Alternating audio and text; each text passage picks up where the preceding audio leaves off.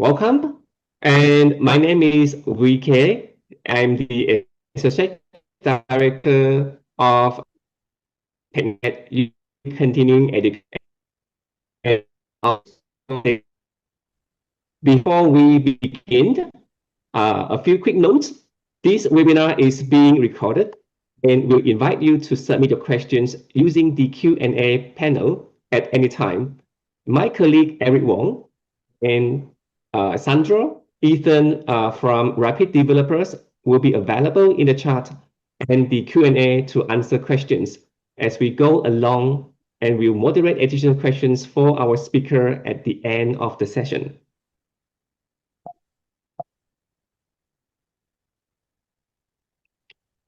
Before we begin, I would like to take this opportunity to acknowledge that University of Calgary is situated within the traditional territories of the people of the Treaty 7 region in southern Alberta. The city of Calgary is also home to the Métis Nation within Alberta, including Nose Hill Métis District 5 and Alberta Métis District 6. I'm pleased to introduce our speaker, Tukche Khosolu. Tukche is a vibe coding and career coach at Rapid Developer with extensive experience in rapid, iterative software development, AI native app building, vibe coding, and complex workflow orchestration. Rapid Developers help individuals, founders, and organizations bring their products ideas to life using modern development tools and AI-powered workflow. Their work focuses on making app creation more accessible, practical, and faster for people who want to build without relying only on traditional coding. In today's session, you'll learn how to turn back-of-the-napkin ideas into structured app blueprints using descriptive command, strategic AI prompts, and modern vibe coding platforms. You also see a live demo showcasing how rapid app creation can work in practice.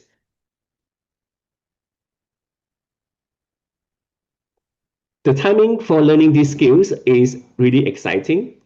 As we can see in the charts, more organizations are looking for people who knows how to use AI tools to build applications or content and iterate at lightning speed. What's interesting is that this doesn't mean everyone needs to become a software developer. While traditional software engineering remains vital, AI tools has leveled the playing field, allowing anyone to bring their ideas to life using nothing but natural language. This is the era of vibe coding. It is the art of turning everyday language, clear ideas, and logic into working digital products faster than we ever thought possible. So whether you have an app idea, are exploring AI-powered tools, or want to better understand how vibe coding is reshaping digital product development, you are in the right place. Please join me in welcoming Tukche. Over to you. Hello, everyone. Nice to meet everyone in this webinar, and I will be sharing some tips and a demo product that we will build together in this call together. First, let me introduce myself. I have been a app developer for the last 6 years. I have been a part of Rapid Dev for about a year now, and we used to be the part of Ambitious Labs, where we helped many founders to start their journey on making an app. I personally helped 40 founders to go into the app stores and get their journey started with their own entrepreneurship journey. So I have been a coach, a builder for a while, and vibe coding, AI-assisted coding, is the latest tool that I have been using to build apps and make business come to life. So let me share you the journey that I have been seeing for a long time, and it's this. So we have 3 phases of app building with us. This never changed. Only the build tools have been changing so far. When you want to make an app, these are the three phases that you will always go through. First, you need to use the planning. We used to do the planning. We used to have the Kanban boards, the Agile, the Scrum. What you have been hearing from the software development is all about making the features and the stack a full decision. And here we can actually use AI to make the plans now. And we can use skills like GrillMe to even help us and dial down what we need to build to the very exact point. And this is important. So you don't just open up the apps, or you don't open up Cloud Code, Lovable, any tool before you actually have a plan. Then this is where the booming is happening. The AI tools are the tools that we are using to build actually. So the idea is to build the app, and we have the plan. We know what feature is in place, like do we need authentication? Do we need payments? What is our app idea overall? And like what is the value that we're proposing to people? So the better that we plan, the better that our builds are delivering at this point. This is where vibe coding and a lot of tools that you have been hearing, Cloud Code, Lovable, Base 44, this, that I cannot even think of, like the whole list right now. These are all just the tools that help us to build, but the technology behind them or the overall approach to them to build an app is about the same. So in here today, as an example, I will be showing how Lovable is coming into play here, because it's a very quick prototyping system, but you're very welcome to use other tools that will help you to use like build your app. It's the end goal that we're looking for. And of course, if you're building an app, you would need to put this into web or mobile. Those are the two main planes that we're working on still. And after then, you actually think about the marketing a lot, because now you have a product to actually market for. So this game plan has never changed in the with or without AI being in place. So this principle is still up there. So what has changed? The prompting has changed, because now we have the tool, and the tool is just us using natural language. So first of all, my 3 tips from using AI for a while right now to build production level apps, this is what I do. Aside from the planning, building, and launching, of course, I use technical language as much as I can. And this means I need to know the stack or the technology behind it to prompt it properly. For example, I would say I want you to put padding between the text and button. Padding is the technical word in here. That's why it's in italic. And the more that you can talk about this on the technical sense, you knowing what you're talking about, of course, and AI would always help you, or like let you learn through the iterations. But the technical language that you use makes it understand your intentions a little bit better. The second thing is, do not let the AI be the boss. Make it for the companion to do the work that you're aiming for. So it tries to please you if you give the right commands, but you are the boss. Many people that I have been seeing on Vibe Coding, they are prompting like, please fix this for me. This, like, you are the boss in here. You need to know your vision, and you need to stay on the charge of like what you're building, so that you actually get the results that you're looking for.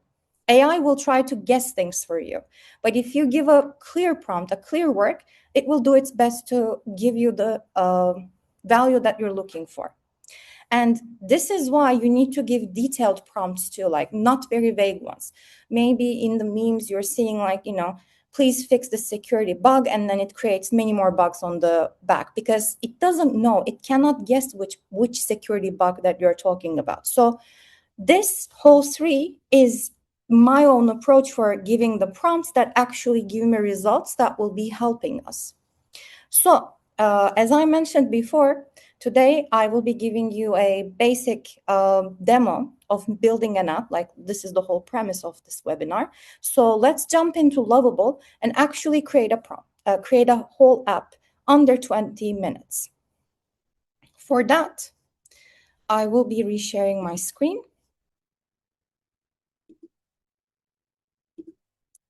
In here,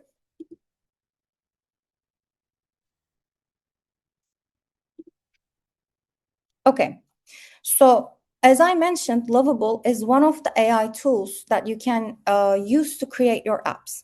Personally, I like it for quick production, but at the same time, you can build scalable apps using Lovable as well.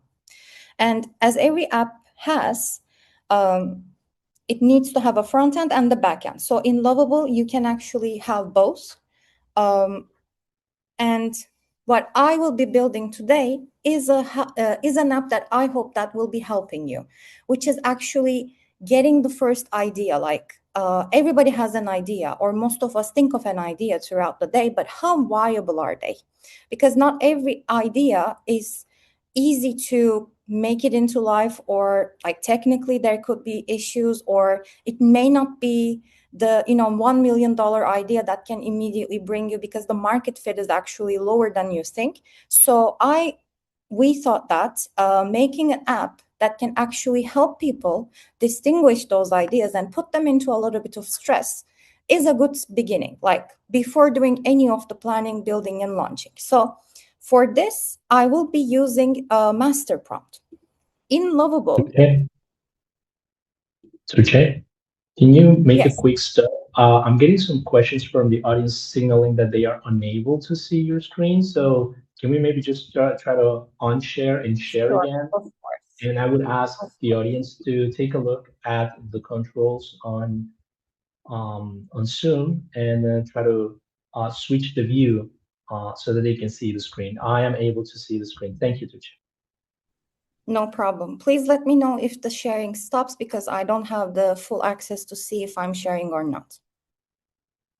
Thank you for the interruption, Sandro. So in Lovable, or in any kind of AI tool, as I mentioned before, we need to do the planning. For this webinar, I already did the planning, and I came up with a big master prompt that will help us to create an app that I know will give us the value that we're looking for. So let's study the master prompt a little bit. Of course, you start with a product summary. You explain the stack. Lovable works on a specific stack, so this is actually just available for it. You think about the aesthetics of your app. Then you have phases. This is one of the things that I believe a good planning gives you back. You need to think about chunking the work that you're going to give an AI. So when AI is working, it's going to try to keep everything in mind. Like, think that you're getting small tasks through a class, and then you're just delivering them immediately, like your one homework. And then through the semester, you're actually making a whole term project. It's the same kind of logic. You need to have phases. You need to build your works in chunks so that AI can actually work based on the plan that you have built for it. Otherwise, it will get confused. It will get many things wrong, and then you will redo things again and again. So a big master prompt at least gives you and sets the context. AI works on context.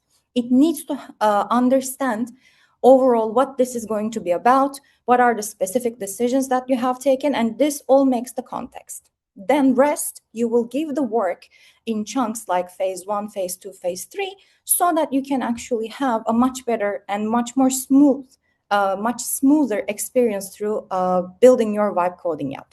And most of it is already set in here. So for example, in this phase 0, we're building the design system. In phase 2, we will be introducing authentication. And in phase 2, we will build the intake form. You will get to see all of these coming in live.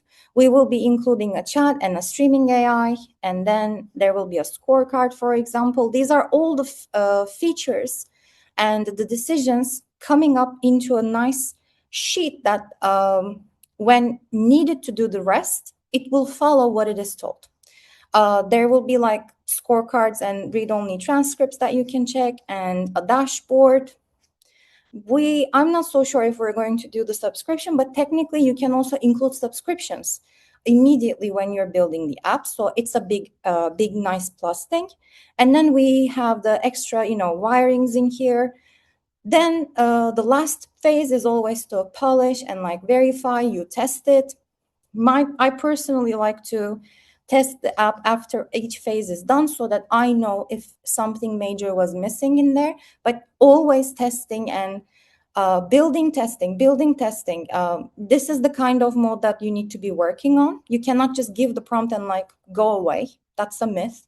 You need to stay in front of this, test it vigorously with yourself and with AI so that you know you will be getting a quality response back. And this is the overall item. So let's start with the planning part. Most AIs, just like in Lovable, have a couple of different modes to work on. For example, in vibe coding tools like Lovable, if you say build, it will understand the prompt and it will immediately start creating the code. In first prompts, what I like to do is to first plan first, because plan says take a second, just read and understand it. And then let's talk about on that a little bit. So I'm just hitting the plan, and with my first prompt, it is going to start on the working. We'll see the thinking in here. In the meantime, while we're waiting for the first response, let me explain a couple of more things in here in Lovable. Working with Git is a necessary thing when you're vibe coding because you need to host your code somewhere. You can use like Lovable to keep your code, but it's always better to have like your own GitHub so that you can also build your own portfolio. It's very much of an industry standard. You have connectors that you can use. And now, as you see, let me go back 1 second. Yes, as you see in here now, it understood my summary and it is asking me questions back. This is also a very common kind of behavior that I'm seeing. I'm just gonna say start with phases 0 and 2, like just start with those first. And it's asking me if it wants to use Google Fonts. I'm just gonna use Google Fonts via link. And okay, just keep that one in place. So after we send the answers, it's going to ask us like, it's going to create the whole plan. And when I hit on submit, this is now thinking about the response that I have given so that it's going to fully understand this is what I'm supposed to be working on. Again, while we're waiting for it, which is actually pretty quick today, if you ask me, let's actually stay on the plan right now.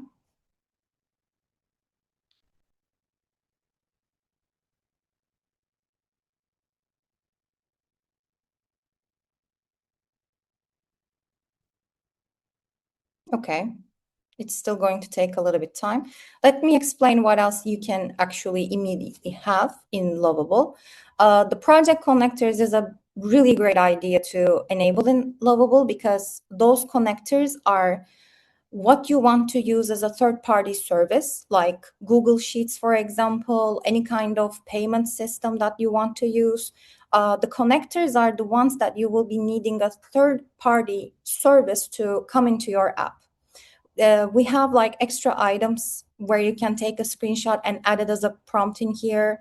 These are all, by the way, very possible and like fundamental things that apply to almost every vibe coding tool that you can see. Adding a skill is also very nice. Like the Grill Me that I talked about is actually a skill that you can use. And you can always attach like your briefs, your designs. So you have many ways to actually continue like enhancing your prompts in here. So this is the plan that it came up with. This is how it is going to deliver the first 2 phases to us. Normally, I would say read every word of it. Try to understand every word of it. If needed, go back to your desired AI and just talk about it for a second and learn it while you're building it. So that in the first version that you're learning and building, you're also getting prepared for the second and third that you can build yourself. The more that at the beginning, everything sounds like Chinese. This is why education is very important still. But the more that you also try to learn what these plans are all about, the better that you will get at making them later on. So I'm just going to continue with the approving of this. And in a second or so, we will start seeing the app coming into life here. So the most powerful tool that most of the vibe coding items have is that we get to see a preview in here. And this is very powerful. You're typing in here, and then you're seeing the result in here immediately, and you can interact with the app, which we will do in a second. In Lovable, you actually have the files. Sometimes you will generate files like images, etc. You can see them in here, and we have the code available for us as well. So this is how general React Byte app actually looks like under the hood. So, and all the plans that we're making actually are kept in here too. So now Lovable has a couple of more interesting integrations. First of all, right now we're using the cloud integration. This is the backend. Basically, you can use AI through the gateways in here. You can see the activities. You can add your own secrets to, the third-party connections that I have mentioned. You need to actually access them through secrets. So you can have a vault in here. You have the logs of what's happening and the overall usage so that you know how much credits is going to be used for it. Now it is asking us to enable the cloud because this is where we're going to be keeping our database and the other features like authentication edge functions. I'm currently located in Europe, so this is Europe, and I'm just enabling the cloud right now. So from now on, this is going to be building the backend, basically. As extras, you actually have agent integrations. You can create your own agents to work within the app. You can have the payments, as I mentioned. The other connectors that you have can be added through here. And one of the things that I like about Lovable is that you get to have a basic security check. Is your database leaking anything important? Are you really keeping the user information secure? These are the important questions that not all of us are actually very aware at the beginning. So you can do basic, like deep security scans and basic security scans. And every time, this is also done by an agent, by the way, that checks the code and checks the database. So you will see the detected issues and you can resolve them one by one, especially before going into production. This is very important so that you do not give any quality breakages, And as an extra now, you can, if you're making a web app, where Lovable is the best when it comes to making a web app, actually, you can actually use the SEO, search engine optimization, through Lovable again, and you can always use your custom domains. For mobile, we have other platforms that you can use. Let me talk about Cloud Code as well, like what is the difference between Cloud Code and Lovable. Cloud Code is a more general thing. The best analogy that I can give is that Lovable and all of the other vibe coding tools, they try to give you a package so that you don't need to think about the stacks and the more technical sides. They give you the big package so that you don't need to think about those details. And if you're a non-tech person, this is a big help because somebody already decided what is going to work the best for you. Whereas in Cloud Code, you are sitting on the driver's seat yourself. So you need to understand what kind of backend you're using, what kind of front-end language you're using. It gives you more power because it can do literally everything. You're not bound to anything, but at the same time, technically, you should be more responsible while working with it. Are you going to be using React Native with Redux, for example? Like Hermes is the most important one. Are you going to be starting with Expo? Like you see, the stack becomes a little bit bigger and bigger on the decision side. This is the difference between using Cloud Code, and everybody says like, oh, Cloud Code is the best. Yes, it is a good tool, but again, what is your aiming here? And what is your level of understanding in here? That's why, again, education is very important. Understanding the fundamentals, as I always say, is a big part. So as you see in here, the first phase is getting built. This is what I was meaning by preview. And currently, the first two phases is shipped. While we're on it, I'm just going to continue and say, continue with the rest of the phases until the payment.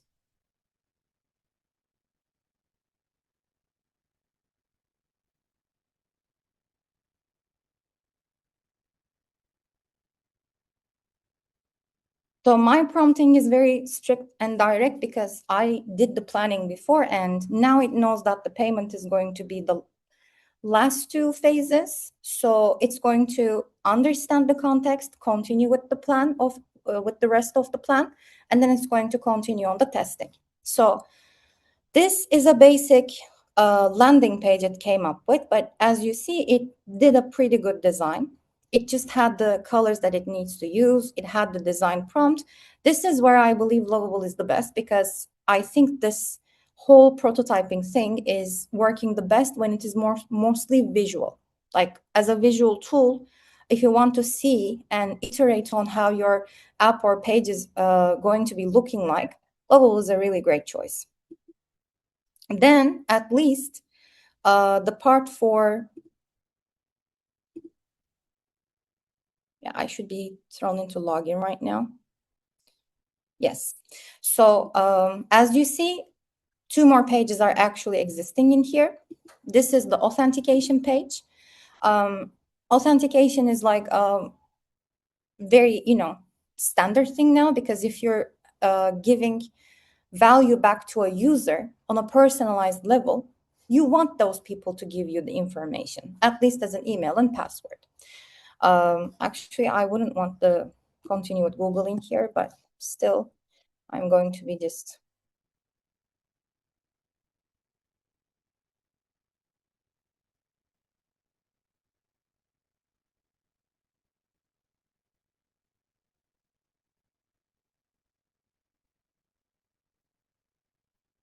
So as I said, whenever you're having the first iteration, always check it yourself. I know for a fact that currently I'll give this email, and when I click on sign in, it's going to create the account for me. And then I will get a response in my email that I will say confirm, because I'm validating myself.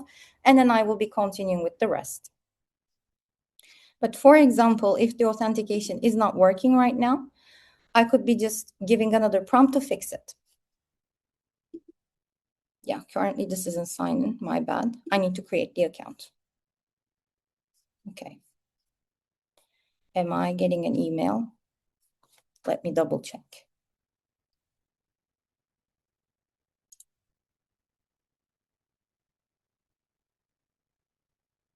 Yes, I actually got the email. And I'm confirming in another screen actually right now. And this is a very standard way of, continuing with building your app. You want real people to come, so you want people to validate themselves first. And now when I say sign in, I should be actually continuing with the rest of the app.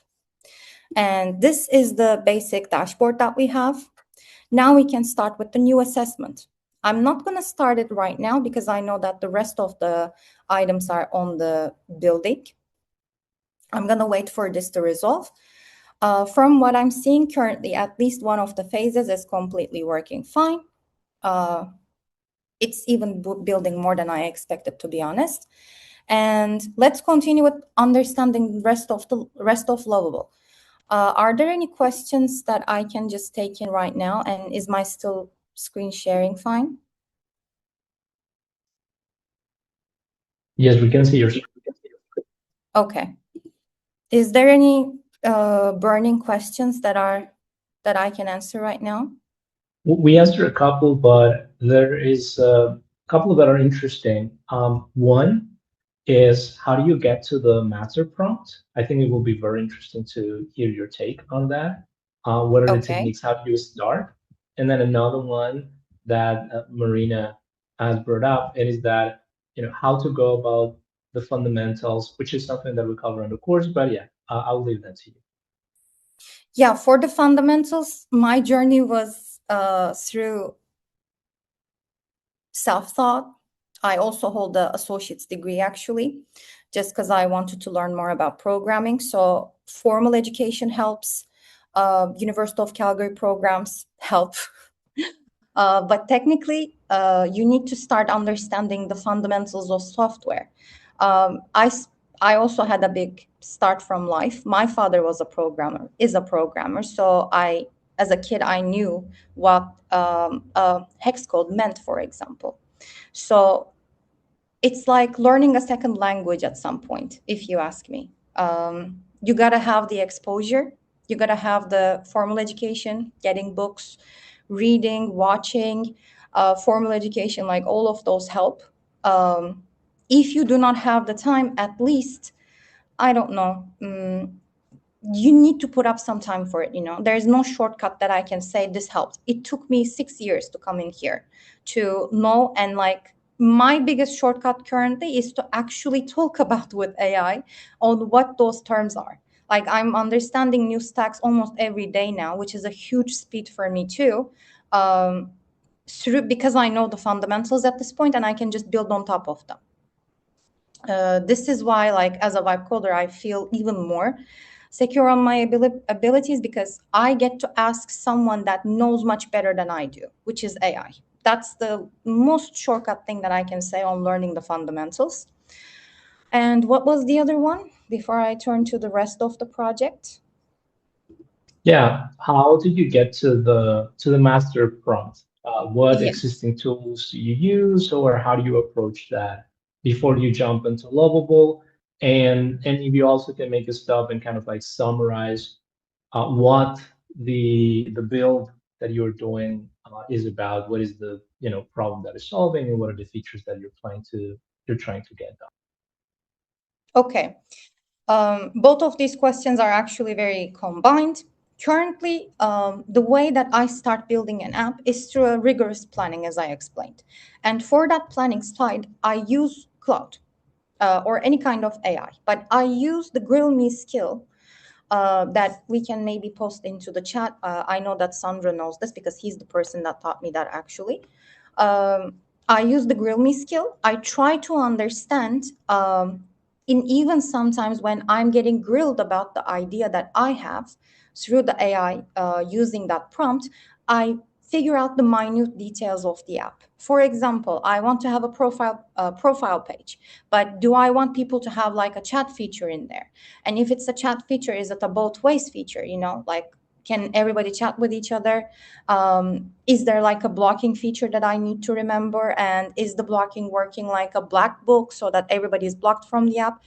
Like the minute details that you have the overall arcing idea, and then the Grill Me helps you to come up with the master prompt with most of the places that you couldn't iron by yourself. Because as human beings, we are very versatile thinkers, but at the same time, we when we're beginning a new project, we cannot see the whole details at the beginning.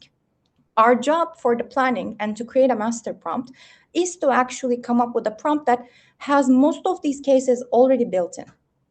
And in our case, in this app's case, we will be going through the assessment through AI. Like I will give it an idea that I know is actually going to need some pivoting, not the best idea around there. And it's going to show me that it actually needs to be refined better. This is the problem that my app is going to be solving. And I did the master prompt through the grilling as well. I came up with it. At least on the technical side, I know what I'm supposed to be giving you in here.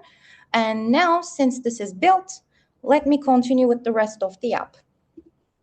As you see in here, the list of the items have growing here. So this is where I can actually start demoing the whole app for you with all of the features in. This is going to become like much better understood right now. If I can just refresh it, of course.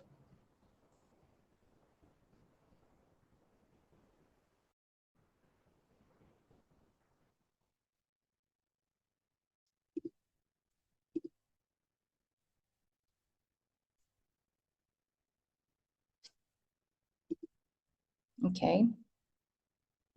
Let me go into authentication first and log in again.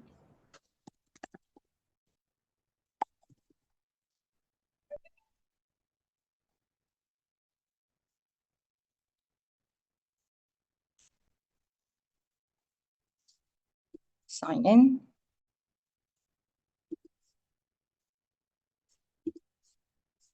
Okay, it seems like I'm having an issue on the sign-in page.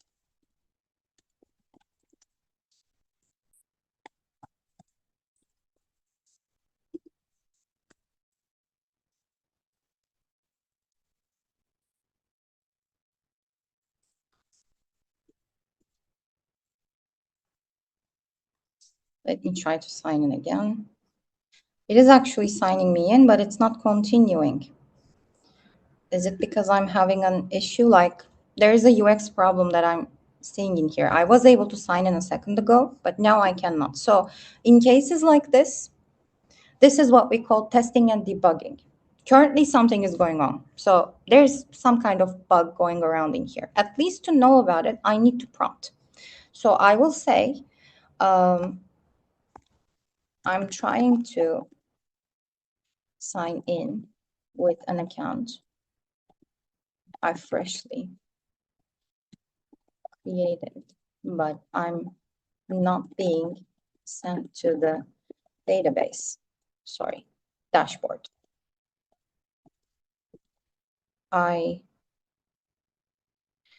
Please add error handling as toasters so that I can know what's happening. And please take a look at the authentication feature. This time I didn't need to build because I want this to have an immediate action on checking out why is this not working. I added a little bit of like an extra item in here. Technically, I want to see toasters, like small pop-ups in here that tells me what's going wrong in here.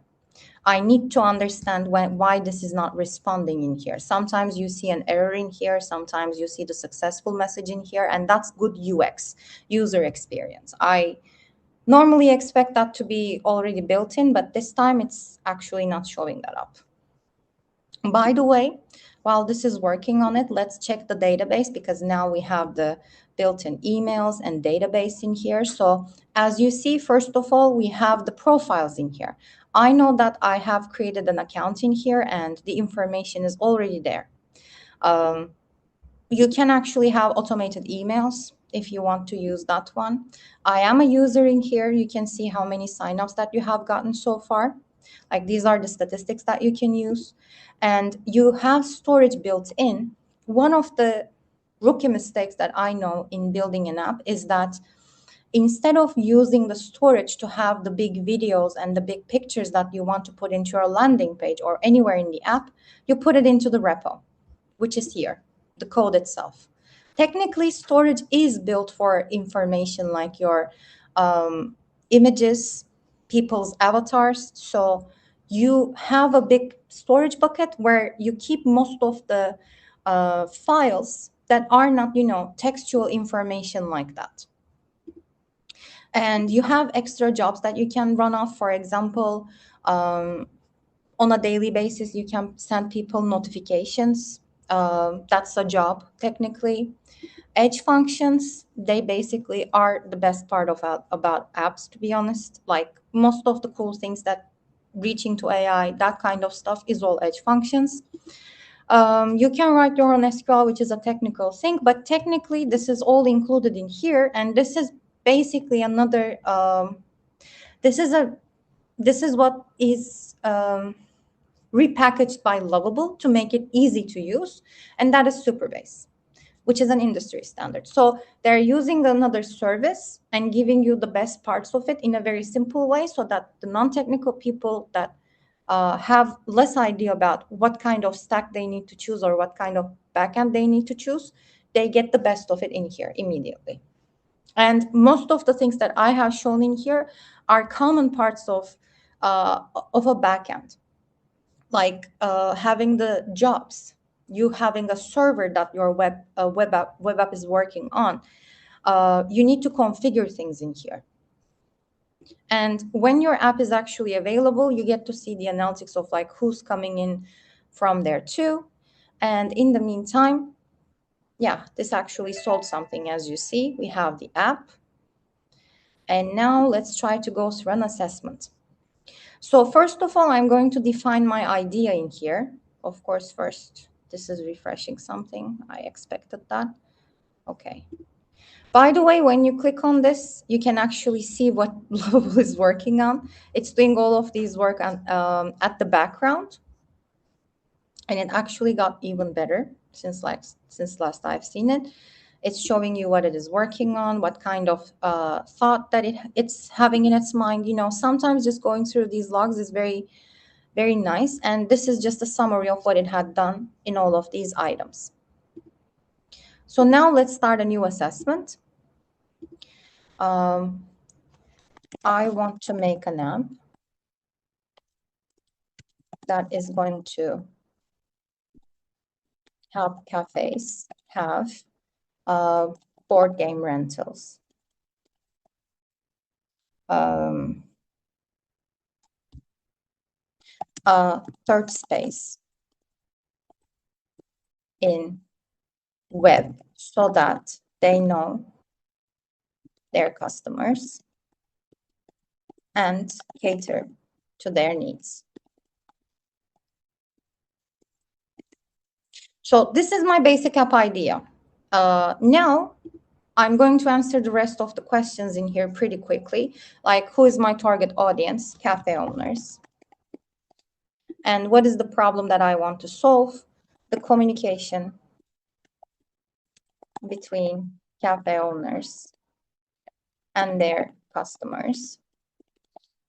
The existing solutions, I don't know, corkboards. And the revenue model that I'm looking for, it's a freemium with a fair paid tier, let's say. I want to build this in like 3 to 6 months, and I'm a non-technical solo person. So let's see how feasible for me to build this idea through having a chat with AI. Now, I should be going into the chat screen so that we start talking about this idea. Okay, it wants me to send the first idea. Let's send it.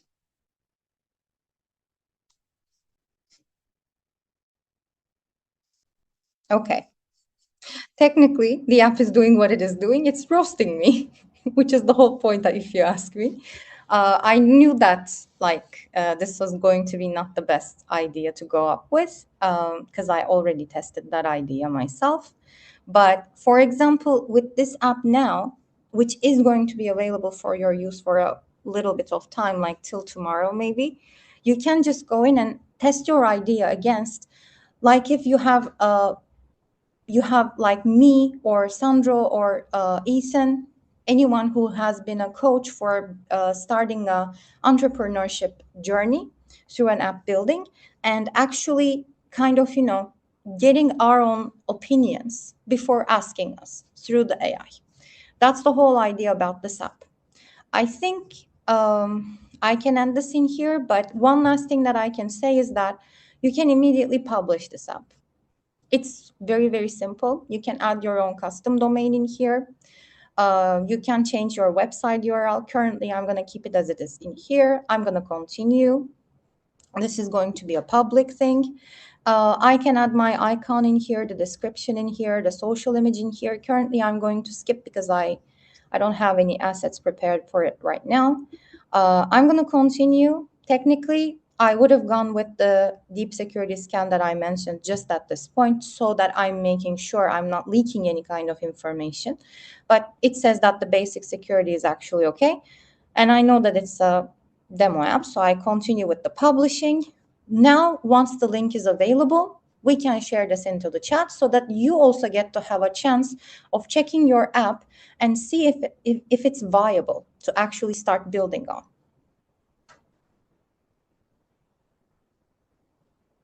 And let's take a second. Publishing.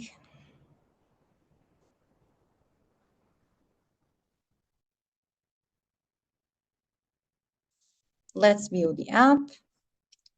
I'll be sharing another screen right now.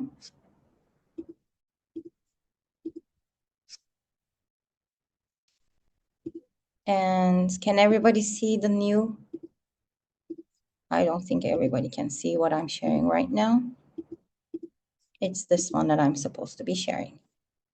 Okay, now you can see that the app just was on the preview is actually available in this link that I'm sending to the chat.